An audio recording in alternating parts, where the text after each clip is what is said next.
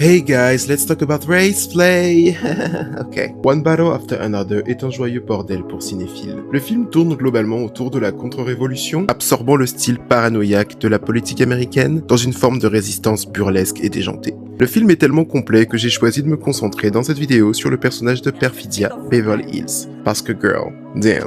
Perfidia Beverly Hills incarne l'image à l'écran de la femme fatale, de la Jezebel, que l'on retrouve dans des personnages cultes comme Foxy Brown, Coffee ou Iris Brown, célèbre pour ce moment où elle renverse la perception sexualisée qu'un policier blanc a d'elle pour mieux le manipuler. Perfidia sert de médium pour montrer le racisme, la fétichisation et la violence subie par les femmes noires. Dans le film, elle fait face à un homme foncièrement raciste, qui l'utilise pour satisfaire ses fantasmes et fétiches sous couvert d'amour, parlant des femmes noires comme s'il parlait d'un groupe monolithique et essentialisé. Perfidia comprend cette obsession malsaine et utilise le race play pour obtenir ce qu'elle veut, et inversement. Mais le spectateur saisit rapidement que Lockjaw restera toujours en position de force. La manière dont Lockjaw regarde Perfidia incarne cette tension raciale fondée sur la domination, une dynamique présente dans presque tous les films de Tarantino. L'exemple le plus célèbre étant Pulp Fiction, où le V d'un homme noir face à deux hommes blancs illustre le pouvoir sadique et phallique des hommes blancs.